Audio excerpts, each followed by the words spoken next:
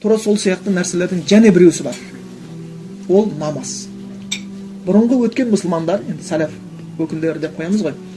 Олар осындай менде бір проблема болып жатыр, қиындық болып жатыр десе, бірін айтады, намазын дұрыста деп қояды екен болды.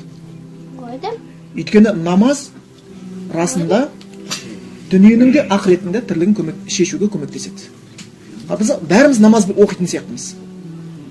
Намазды білеміз, оқып жүрміз, енді дәрет аласың, 5 уақыт намаз, ол осынша ракағаттан тұрады, таң намазына 2 ракағат сүннет, 2 ракағат парыз, түскі намаз деген сияқты 10 ракағат, 4 сүннеті бар, 4 парыз бар, 2 сүннеті бар деген сияқты, оны бәріміз білеміз. Бір ғалымдардан қалған сөз бар. Лайза куллу мусаллин юсалли дейді. Намаз оққандардың бәрі намаз оқып жүрген жоқ дейді. Намаз оққандардың бәрі намаз оқып жүрген жоқ дейді. Сенің намаз оққаныңның белгілері болады екен. Әйтпесе, және пайғамбардың жеткен хадис келеді. Бір адам намаз оқиды, оққан намазының жартысы қабыл болады дейді.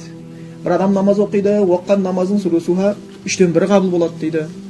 Тіпті пайғамбар тусуха деп келеді, 9-дан 1 қабыл болады дейді. Әйтеуір ілініп салынып қабыл болатын намаздар болады екен да, бірақ сен оқып жатсың. Енді бір адам намаз оқиды, намазы қабыл болмай қалады дейді. Енді бір адам намаз оқиды дейді, намазы оны қияметте күтеді дейді, жазасын беру үшін. Дүниеде сен мені қор қылдың, енді мен сені қор қылайын дейді екен. Жүзінен сабайды дейді.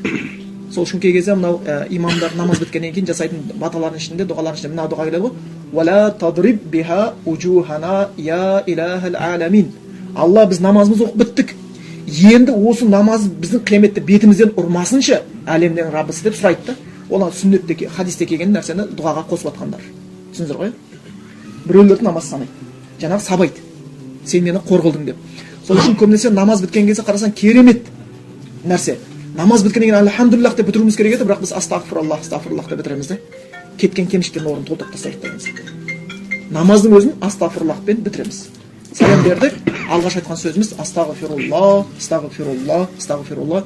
Өйткені адамның иманы көтерілген сайын, иман көтерілген кезде сен тек қана күнәдан қорқу емес, істеген құлшылығың далаға кетпесе деп қорқа бастайсың да. Ол күнәдан қорқу, ол заңды. Мұсылман күнә істеп қоюы мүмкін, бірақ мұсылман еш уақытта күнәні жақсы көру мүмкін емес. Өйткені Құран аятында келген сияқты, "Уахаббаба илайкумул имана зайянаһу фи қулубикум ва карраха илайкумул куфра вал фусуқа вал исян" деп келген. Ол сондай Алла Тағала сендерге иманды сүйіктетті, жүректеріңе көркемдеп берді. "Ва карраха илайкумул куфра" күпірлікті, вал фусуқ пасықтықты, вал исян күнәні жеп көрініш етіп қойды дейді сендер үшін. Жеп көрініш етті дейді. Сонда бұдан Алла айтатыны, мұсылман мүмкін күнә істеп қалуы, пенде болғаннан кейін. Күнәсіз пенде болмайды. Бірақ ол еш уақытта күнәні жақсы көре алмайды да. Қалай жақсы көру мүмкін күнәні, егер ол күнә өзінің Раббысының мен арасында қарым-қатынасты бұзатын болса. Бұл ең қиын нәрсе. Мұсылман ең қатты уайымдайтын нәрсесі Раббысымен қарым-қатынасының бұзылуы.